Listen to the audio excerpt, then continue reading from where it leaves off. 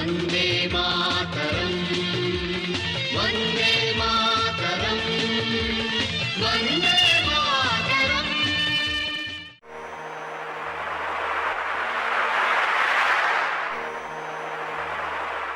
जय हिंद, वंदे मातरम, भारत माता की जय। राष्ट्र गौरव के इस कार्यक्रम में हम भारतीय संस्कृति के गौरव से जुड़ी हुई एक विशेष क्षेत्र के बारे में बात करना चाहते हैं। और वो क्षेत्र तो इतना विशाल है कि वो पूरी मानवता का, पूरी मानव जाति का कल्याण कर सकता है। आज मेडिकल साइंस की क्या स्थिति है, हेल्थ सिस्टम कैसे चरमरा जाता है, कैसे घुटनों के बल आ जाता है। एक छोटा सा वायरस जिसको हम आंखों से नहीं देख सकते, नैनोमीटर में जिसका साइज है, जिसके बारे में हमें जानकारी हासिल नहीं है। हमारी दुनिया की जितनी रिसर्च लैब हैं वो घुटनों पर आ गई, जितना साइंस है वो घुटनों पर आ गया। हमारे इलेक्ट्रॉनिक माइक्रोस्कोप से लेकर हमारे सारे एंटीबायोटिक वो सब घुटनों के ऊपर हैं। यूएसए जैसे देश जहां पर हेल्थ का बजट इतना है, जहां पर ये माना जाता है कि हमने तो अब हार्ट का ट्रांसप्लांट कर लिया, हमने तो टेस्ट ट्यूब बेबी बना लिया, हमने तो पता नहीं मेडिकल साइंस में कितनी तरक्की कर ली।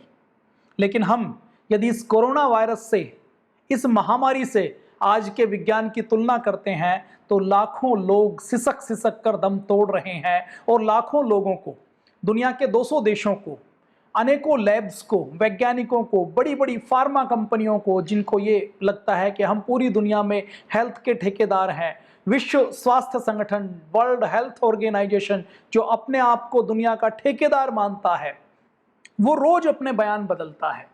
कभी कहता है कि ये संक्रमण से फैलता नहीं है, कभी कहता है कि ये संक्रमण से फैलता है, कभी कहता है कि 9 फुट की 3 फीट की दूरी से फैलता है, फिर कहता है 9 फीट की दूरी से फैलता है, फिर कहता है हवा से ही फैल जाता है, फिर कहता है बोलने से फैल जाता है, सांस लेने से फैल जाता है, फिर कभी कहता है कि ये तो अपान वायु छोड़ते हैं तो उससे भी फैल जाता है, फिर कहते हैं कि ये वायरस म्यूटेट करता है, ये वायरस बार बार अपना स्वरूप बदल लेता है।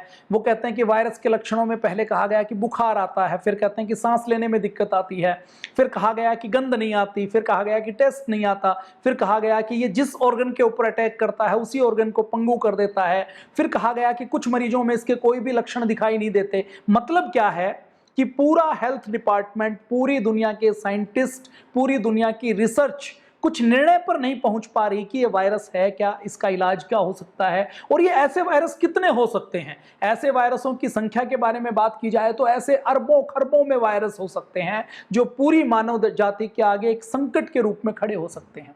इस पूरे वायरस के यदि हम साइज की बात करें तो नैनोमीटर में है, कुछ ग्राम की बात करें तो इसका वजन कुछ ग्राम भी नहीं है। तो एक वायरस जब पूरी दुनिया के आधुनिक स्वास्थ्य सिस्टम को, हेल्थ सिस्टम को, फार्मा इंडस्ट्री को, पूरी दुनिया के मेडिकेशन के सिस्टम को घुटनों के बल ला देता है, तो वो कौन सा विज्ञान है, वो कौन सी पैथी है जिससे लोग स्वास्थ्य प्राप्त कर सकते हैं। हमारे भारत के अंदर सदियों पहले महर्षि चरक हुए हैं, सुश्रुत हुए हैं। उससे पहले मैं जाऊं तो ब्रह्मा जी ने ये आयुर्वेद का ज्ञान, ये चिकित्सा विज्ञान का ज्ञान अश्विनी कुमारों को दिया।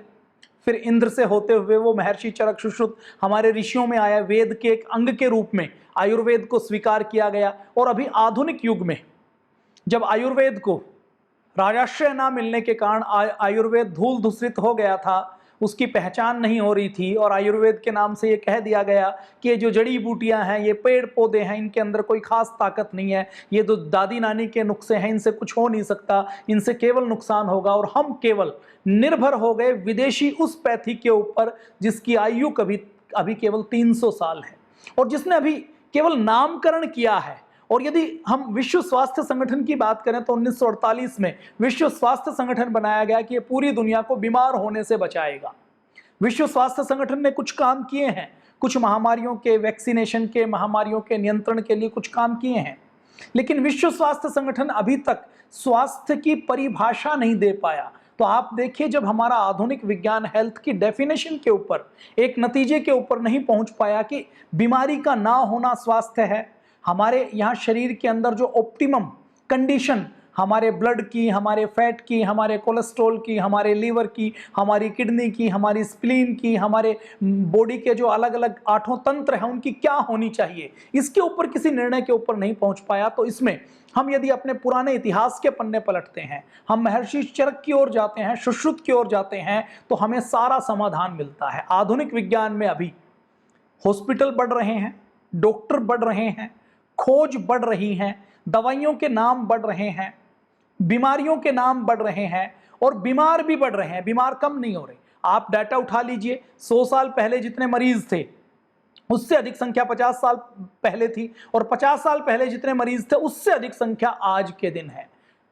अगर कुछ महामारियों को छोड़ दिया जाए, कुछ कम्युनिकेबल डिजीज को छोड़ दिया जाए, तो ऐसी कोई बीमारियां नहीं है जिनके ऊपर कोई गहरा नियंत्रण प्राप्त किया हो, बल्कि नई नई बीमारियां उभर कर आ रही हैं। तो इस सब के बीच में रास्ता दिखाने के लिए, रोशनी दिखाने के लिए पतंजलि योगपीठ पूरी मानवता के सामने एक उम्मीद की किरण बनकर आया है। पतंजलि योगपीठ परम पूज्य स्वामी जी श्रद्धेय आचार्य जी कहते हैं कि हम तो ऋषियों के वंशज हैं, हम तो ऋषियों के ज्ञान को आपके तक पहुंचा रहे हैं, ये हमारा नहीं है, ये योग आयुर्वेद हमारे पूर्वजों का है। आवश्यकता है इन पांडुलिपियों को खोलने की, इन योग को, आयुर्वेद को गुफाओं से निकालने की, ग्रंथों से निकालने की, और इसको घर घर तक पहुंचाने की आवश्यकता है। इस काम में दो महापुरुष परम पूज्य स्वामी जी महाराज और श्रद्धेय आचार्य जी लगातार लगे हुए हैं। पूज्य स्वामी जी महाराज ध्यान, योग, आसन, प्राणायाम करवाते हैं। पूज्य आचार्य जी निरंतर अलग अलग चीज़ें आयुर्वेद के बारे में, जीवन शैली के बारे में, रहन सहन के बारे में, औषधियों के बारे में, पदार्थों के बारे में, मसालों के बारे में, जड़ी बूटियों के बारे में बताते रहते हैं। रिसर्च लैब स्थापित की है कि आयुर्वेद के ऊपर कोई और तो शोध नहीं कर रहा, लेकिन हम इसके ऊपर शोध करें, हम इसको किसी एक मुकाम तक पहुंचाएं। तो इन सारी चीज़ों के बीच में परम पूज्य स्वामी जी महाराज ने आज से 25 वर्ष पूर्व एक औषधि के बारे में लगातार बोलना शुरू किया। हर शिविर में जब वो जाते तो शिविर के बगल में उनके पास ऐसे एक पान के पत्तों जैसी, जो दिखने में पान के पत्तों जैसी बेल है, वो उनके पास रखी रहती थी, और इस बेल को वो दिखाते थे और इसके बारे में बताते थे कि ये अमृता है, ये गिलोय है, ये गुड़ुची है, ये बेल इतनी महत्वपूर्ण है, इसको कहीं छिन्नरुहा बोलते हैं, कहीं अमृतवल्ली बोलते हैं, कहीं अमृता बोलते हैं, कहीं व्यस्था बोलते हैं, कहीं वस्तादिनी बोलते हैं, अलग अलग नामों से इसको बोला जाता है। और 1000 मीटर की ऊंचाई, मतलब लगभग 3 से 4000 फीट के समुद्र तल से ऊंचाई की लगभग भारत के हर हिस्से में ये बेल पाई जाती है। कहीं भी रोप तो वहीं पर ये रुक जाती है। इसके बारे में पूज्य स्वामी जी महाराज ने 25 वर्ष पहले बोलना शुरू किया। ये एक अकेली ऐसी लता है जो घर के अंदर एक MBBS MD के डॉक्टर के जैसा काम कर सकती है। अब ये जो लता है, इसका महत्व हमारी सरकारों ने, हमारे जो राजनीतिक अधिकारी हैं उन्होंने नहीं पहचाना, हमारे देश की व्यवस्थाओं ने इस आयुर्वेद को, इस योग को गौण रखा, लेकिन जो काम सरकारें नहीं कर पाई वो काम एक संत ने किया, एक संस्थान ने किया, पतंजलि योगपीठ ने किया, आपके संस्थान ने किया। तो पूज्य स्वामी जी महाराज ने इस गिलोय के बारे में जन जन को बताना शुरू किया। और ये गिलोय कितनी चमत्कारिक है आप अंदाजा लगा लीजिए। अकेले USA में गिलोय के ऊपर सैकड़ों रिसर्च पेपर पब्लिश हो चुके हैं। ये गिलोय इतनी चमत्कारी है कि इसके चमत्कार के, इसके गुणों की चर्चा करें तो 1 घंटे का पूरा एक लेक्चर बन सकता है, इतनी चमत्कारी है। पूज्य स्वामी जी महाराज श्रद्धेय आचार्य जी बार बार बताते हैं, उनके पूज्य आचार्य जी और श्रद्धेय आचार्य जी के मुखारविंद से जो हमने बार बार सुना है, उसकी हम आज थोड़ी सी चर्चा करेंगे। और अधिक जानकारी के लिए आप पूज्य स्वामी जी श्रद्धेय आचार्य जी को रोज आस्था टीवी पर देखिए, रोज इंडिया टीवी पर देखिए। आप पूज्य स्वामी जी महाराज और श्रद्धेय आचार्य जी को आप लगातार YouTube के ऊपर देख सकते हैं, Facebook के ऊपर देख सकते हैं। ये आयुर्वेद की ताकत कितनी है। अब विदेशों के अंदर गोल्डन मिल्क बिकता है। गोल्डन मिल्क अकेले हल्दी के ऊपर, गोल्डन मिल्क के ऊपर कि हल्दी को केवल दूध में मिलाया जाए तो उसके क्या फायदे होते हैं, 53 पेज का एक रिसर्च पेपर USA के अंदर पब्लिश हुए हैं। अकेले हल्दी के क्या क्या गुण हैं, इसके ऊपर 1161 रिसर्च पेपर पब्लिश हो चुके हैं। अदरक के ऊपर 2500 से ज्यादा रिसर्च पेपर पब्लिश हो चुके हैं। सौंफ के ऊपर, जो हमारे रसोई घर का मसाला है, जिसको हम केवल टेस्ट के लिए खाते हैं, केवल मुंह की दुर्गंध दूर करने के लिए खाते हैं, उसके ऊपर भी 668 रिसर्च पेपर पब्लिश हो चुके हैं। हमारा जीरा, जिसको हम सब्जी में डालते हैं, उस जीरे के ऊपर 582 रिसर्च पेपर पब्लिश हो चुके हैं। और USA के अंदर आयुर्वेद का किस प्रकार से कैंसर के मामले में फर्क पड़ता है, उसके लिए केवल लगभग 8500 स्टडी हो चुकी हैं। अकेले गिलोय के ऊपर सैकड़ों स्टडी हो चुके हैं। और इस गिलोय के महत्व को पूज्य स्वामी जी महाराज ने तो घर घर तक पहुंचाया, लेकिन देश के स्वास्थ्य विभाग की बात करें, वैज्ञानिकों की बात करें, तो वो काम नहीं हो पाया जो होना चाहिए था। आज क्या स्थिति है, ये गिलोय जो हमारी परंपरागत औषधि है, पुराने जमाने में भारत विश्व गुरु था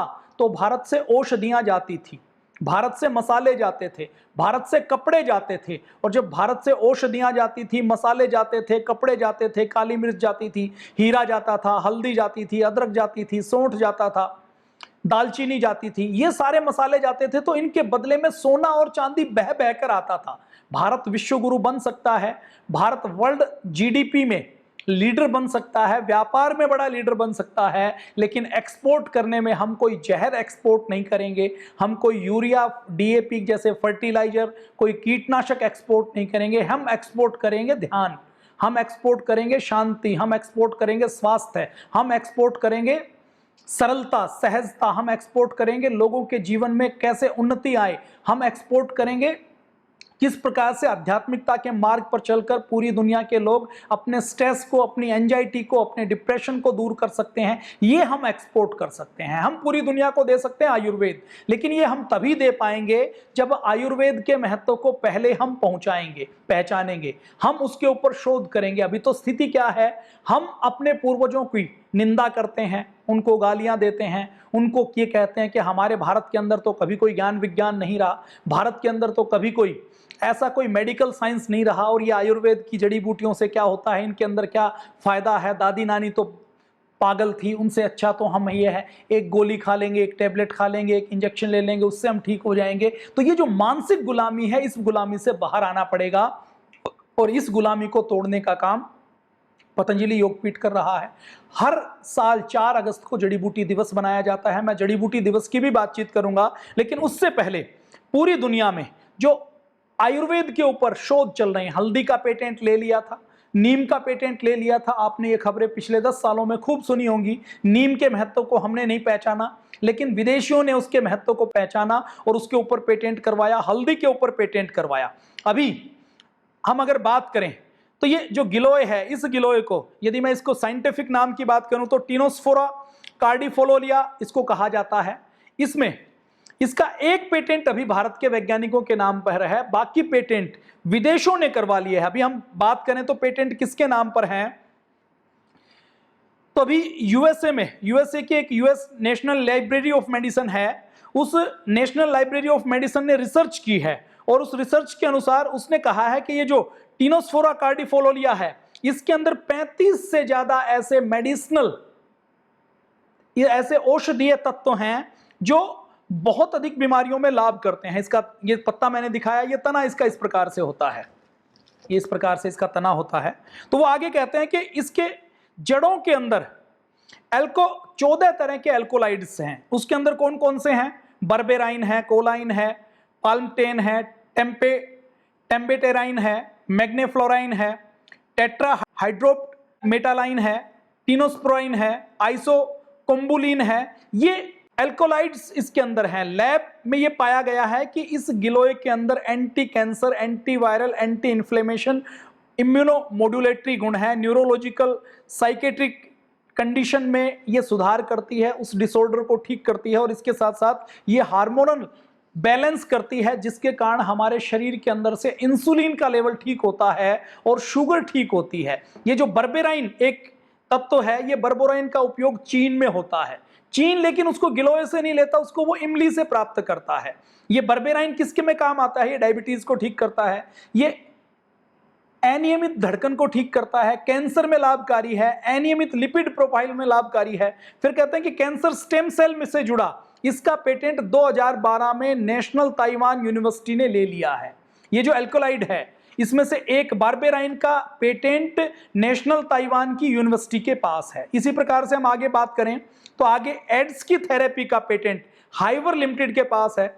इसी प्रकार से फंगल इन्फेक्शन की जांच का गिलोय के ऊपर एक पेटेंट लुसियाना स्टेट यूनिवर्सिटी के पास है, और ऐसे ही भारत के चेतन बलारा और अनिल नकुम ने वायरल इन्फेक्शन में लाभकारी गुण के लिए इसका पेटेंट करवाया है। और आपको जानकर हर्ष होगा, पतंजलि योगपीठ ने हजारों पांडुलिपियां पूरे देश व दुनिया से मंगवाई हैं, उनका डिजिटलाइजेशन का काम कर रहा है, चल रहा है। कई लाख पन्नों का पांडुलिपियों को की डिजिटल कॉपी बनाई गई है, और इसके साथ साथ हल्दी के, नीम के, अश्वगंधा के, स्वासारी के, अणु तेल के, इन सब के अंदर क्या क्या गुण हैं, उसके क्लिनिकल कंट्रोल ट्रायल उनके एनिमल ट्रायल पतंजलि योगपीठ द्वारा कर चले रहे हैं। आगे जब चर्चा होगी तो इन औषधियां, पौधों की जब जहां चर्चा होगी तो वहां पर पतंजलि योगपीठ के रिसर्च पेपर आपको जगह जगह दिखाई देगा। सैकड़ों की संख्या में रिसर्च पेपर अभी तक प्रकाशित किए जा चुके हैं और आगे और प्रकाशित करने हैं। ये रिसर्च पेपर पब्लिश होंगे,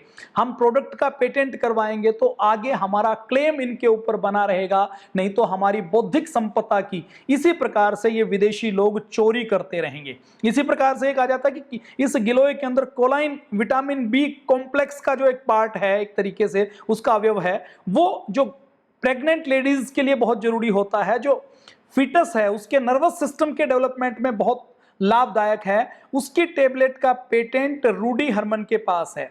गिलोय की जड़ों में पाया जाने वाला अल्कोलाइड है पल्मेटाइन, जो पीलिया, दस्त, हाइपरटेंशन, सूजन, लीवर की बीमारियों में उपयोगी है। इसके साथ साथ ये रिसर्च की है अमेरिका ने कि गिलोय के तने में 6 प्रकार के ग्लूकोसाइड पाए जाते हैं। ये न्यूरोलॉजिकल डिसऑर्डर जैसे ALS, Parkinson, dementia, motor neuron, neuron loss in spine, hypothalamus जैसी बीमारियों के उपचार में कारगर हैं। इसके अलावा वो कहते हैं कि ग्लूकोसाइड्स के एंटी कैंसर गुण भी अब रिसर्च में सामने आए हैं। पूरे पौधे के रस में 6 तरह के डिटरपेनोइड लैक्टोन्स पाए जाते हैं। ये स्ट्रेस से मुक्त करते हैं, ये एंटी माइक्रोबियल हैं, एंटी हाइपरटेंशन है, एंटी वायरल हैं, एंटी फंगल हैं। और वो कहते हैं कि तनों और पत्तों के अंदर भी 4 तरह के स्टेरॉइड पाए जाते हैं, नेचुरल स्टेरॉइड पाए जाते हैं, जो न्यूरोपैथी में, ऑस्टियोपोरोसिस में, ऑस्टियोआर्थराइटिस के निदान में उपयोगी पाए गए हैं। वो आगे कहते हैं, अमेरिका की रिसर्च है, वो कहते हैं कि गिलोय में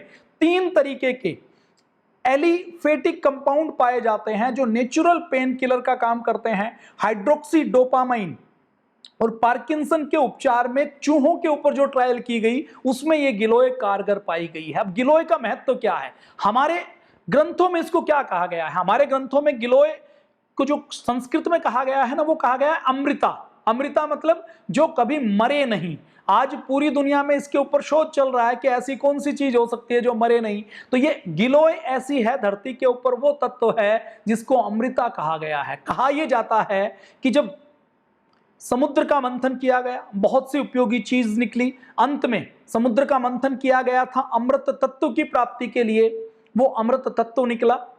देवता और असुरों के बीच में संग्राम हो गया। असुर उस अमृत को पीना चाहते थे कि हम बलशाली बन जाएं, हम देवताओं से कभी हारे नहीं। अब उस अमृत तत्व को बचाने के लिए भगवान विष्णु ने मोहिनी का रूप धारण किया और उस अमृत तत्व को बचाने के लिए जब वो लेकर चले तो उस घड़े की कुछ बूंदें जमीन के ऊपर गिरी और उन बूंदों से जो बेल उत्पन्न हुई, उस बेल को अमृता कहा जाता है, उस बेल को गिलोय कहा जाता है। इस गिलोय की इस डंडी को, अभी सावन का महीना चल रहा है, इस डंडी को आप कहीं पर भी लगा दें, कहीं भी किसी भी जगह पर आप लगा दें, तो ये आप जमीन में रोपित कर दें तो अपने आप इसके अंदर अंकुरण फूट जाएगा। इस गिलोय को आप डाल दें तो जैसे जमीन में नहीं लगी है, यहां पर हम छोड़ दें, अभी बरसात का मौसम है, ये हवा से नमी ले लेगी और हवा से नमी लेकर ही इसके अंदर अंकुरण शुरू हो जाएगा। इस बेल को यदि किसी पेड़ के ऊपर डाल दिया जाए तो इस पेड़ के ऊपर ये बढ़ती रहेगी, ऐसी ही अमृता है। और इसके अंदर एक खास बात और है, और जितने परजीवी जीव हैं या पौधे हैं वो उस पौधे को डाउनग्रेड करते हैं, उसको चूसने का काम करते हैं। ये ऐसी अमृता है जो उस पौधे को भी मरने नहीं देती, उसको भी जीवन देने का काम करती है। तो ये ऐसी अमृता है, तो इसके बारे में कहा गया कि ये अमृत की बूंदों से प्राप्त हुई है। इसके बारे में एक कहानी और कही जाती है, रामायण काल की कहानी है। लंका में जब भगवान राम और रावण का युद्ध हुआ तो रावण ने, मेघनाथ ने कुछ ऐसी शक्तियों का प्रयोग किया जिसमें काफी सारे भगवान राम के सेना की ओर से लड़ने वाले वानर मारे गए। अब वानर मारे गए तो भगवान राम ने देवताओं से प्रार्थना की कि मेरी सेना को, मेरे वानरों को जीवित कर दिया जाए। भगवान राम की प्रार्थना से देवताओं ने ऊपर से अमृत वर्षा की थी और उस अमृत वर्षा से वानर जीवित हुए थे और उसी अमृत वर्षा से ये गिलोय पैदा हुई। कहानी कोई भी हो सकती है, लेकिन इस कहानी का जो निष्कर्ष निकलता है वो यही निकलता है कि ये गिलोय इतनी महत्वपूर्ण है, ये गिलोय इतनी महत्वपूर्ण है कि इसकी तुलना हम धरती के ऊपर अमृत तत्व के साथ कर सकते हैं। और ये बड़े दुर्भाग्य की बात है कि 15 साल पहले तक, 2005-2004 के पहले से, जब आस्था टीवी के ऊपर, दूसरी टीवी के ऊपर 2000 के बाद प्रसारण शुरू हुआ। उसके बाद पूज्य महाराज जी ने बताया तो इसका महत्व तो पता लगा। मुझे ध्यान है हमारे गांव में जब हम रहते थे तो गांव में हमारे घर के पास ये बेल थी। बेल खूब हरी लगती थी, खूब फैलती थी, कभी मरती नहीं थी, हरे पत्ते रहते थे पूरे साल भर, तो देखने में अच्छी लगती थी, लेकिन हमें इसके गुणों का प्रभाव नहीं पता था, कुछ हमें नहीं पता था। हमारे घर में ये बेल थी लेकिन इसके गुण क्या हैं इसके बारे में हमें जानकारी नहीं थी। तो पूज्य स्वामी जी महाराज ने इसकी जानकारी लोगों को दी है। यदि मैं इसको एक शब्द में कहूं तो अपने घर के अंदर यदि मैं किसी एक पदार्थ को MBBS MD डॉक्टर की संज्ञा दूं, यदि एक पदार्थ को यह कहा जाए कि ये घर के अंदर हॉस्पिटल है, तो वो विशेषण, वो संज्ञा इस गिलोय को दी जा सकती है। अब इस गिलोय के बारे में, अभी सावन का महीना है तो हम सबको घर में प्रतिदिन कोरोना के ऊपर जो रिसर्च हुई, इस कोरोना की रिसर्च में पतंजलि ने जो रिसर्च की, कोरोना की जो दवाई बनाई, उस कोरोना में ये अमृत तत्व, ये गिलोय एक महत्वपूर्ण घटक है। पूज्य स्वामी जी महाराज लगातार टीवी के ऊपर बताते हैं, सारे चैनल्स के ऊपर कोरोना के इस काल में पूज्य महाराज जी 5 बार 6 बार आए हैं और उसमें उन्होंने गिलोय के महत्व को बताया है। गिलोय, अश्वगंधा, तुलसी, इसके अंदर ऐसे अमृत तत्व हैं। और अभी तो एंटी रेडिएशन, जो इलेक्ट्रोमैग्नेटिक रेडिएशन है, जो मोबाइल का रेडिएशन है, जो इलेक्ट्रॉनिक गैजेट का रेडिएशन है, उससे हम कैसे बच सकते हैं, उसके बारे में पूज्य स्वामी जी महाराज ने कल प्रयोग करके दिखाया था कि यदि हम मोबाइल के अंदर तुलसी का पत्ता रखेंगे, ये देखिए मैंने रखा हुआ है, तो तुलसी का पत्ता रखने से उस मोबाइल के रेडिएशन का हानिकारक प्रभाव कम हो जाएगा। तो पूज्य स्वामी जी महाराज ने कल इसका प्रयोग करके दिखाया था। तो अभी बहुत से शोध और बहुत से प्रयोग होने बाकी हैं। ऐसे हमें शोध और ऐसे प्रयोग करने हैं जिससे पता लगे कि इलेक्ट्रोमैग्नेटिक रेडिएशन का कैसे प्रभाव पड़ता है, किस प्रकार से प्रभाव पड़ता है।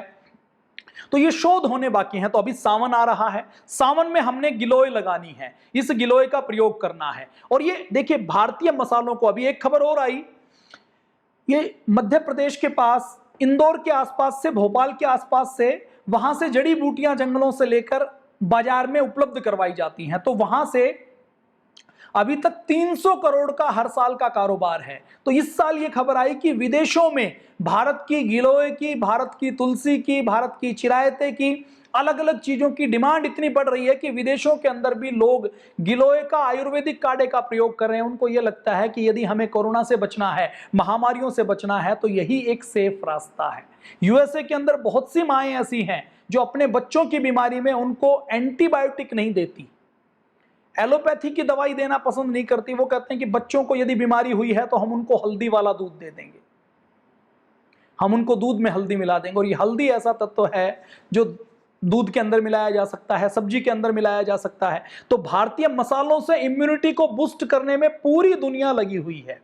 इस साल जून में 2700 करोड़ रुपए का निर्यात किया गया था।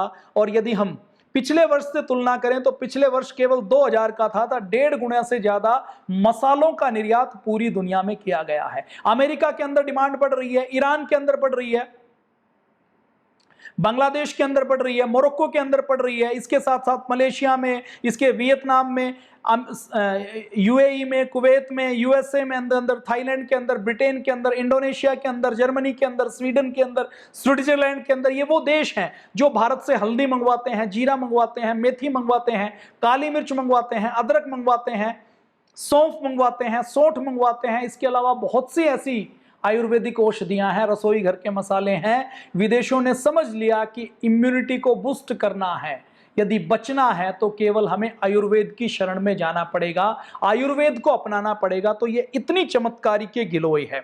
ये गिलोय और किस में काम आती है? आयुर्वेद में इसको कहा गया है कि ये त्रिदोष को हरने वाली है, ये ब्लड को प्यूरिफाई करती है, ये हमारे इम्यून सिस्टम को मजबूत करती है, हमारी रोग प्रतिरोधक क्षमता को बढ़ाती है, ये ज्वर नाशक है, ये खांसी को मिटाने वाली है, एलर्जी को मिटाने वाली है, ये एक नेचुरल मेडिसिन है जिससे टाइफाइड हो गया तो गिलोय ले सकते हैं, मलेरिया हो गया तो गिलोय ले सकते हैं, कालाजार हुआ तो गिलोय ले सकते हैं, डेंगू हुआ तो गिलोय ले सकते हैं, उल्टी हुई, बेहोशी हुई, कफ हुआ, पीलिया हुआ, हमारे शरीर के अंदर धातु विकार है, हमारे अंदर लीवर ठीक से काम नहीं कर रहा, हमारे अंदर तिल्ली बढ़ गई है, हमारे अगर इन्फेक्शन वाली डिजीज सिफिलिस हो गई है, एलर्जी हो गई है, स्किन की कोई डिजीज है, झाइयाँ पड़ गई हैं, झुर्रियाँ पड़ गई हैं, कुष्ठ रोग हो गया है, इन सब में गिलोय का सेवन बहुत लाभदायक है।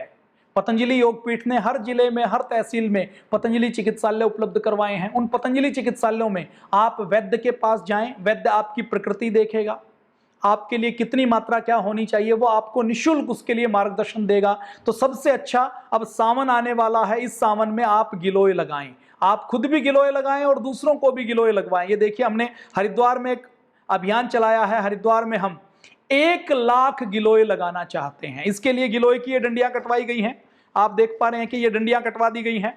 आप भी ये डंडियां कटवा लीजिए। आप यदि ये गिलोय का वितरण करते हैं तो आपको उतना पुण्य मिलेगा जितना हॉस्पिटल खोलने का पुण्य है।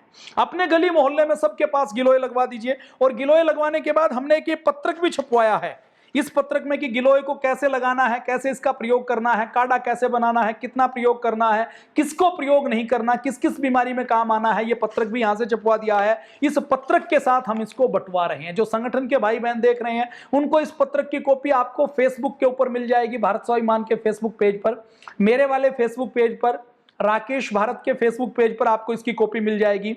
तो आपके आसपास खेत में, मुंडेर पर, कहीं भी आपको गिलोय मिले तो आपको खुद तो प्रयोग करनी ही करनी है, दूसरे लोगों को भी इसको प्रयोग करवाना है। ये इतनी लाभदायक गिलोय है। ये हरिद्वार में देखिए ऐसे थैलियां बना ली हैं। अब इन थैलियों में कुछ नहीं करना, कोई पौधा नहीं लगाना, इस गिलोय को लगाना है। इस गिलोय को लगा देंगे तो 5 दिन में, 7 दिन में, 10 दिन में इसका अंकुरण हो जाएगा और उसके बाद इस थैलियों के अंदर से ये बांटी जा सकती है। थैली की कीमत कितनी है? 160 रुपए किलो थैली आती है।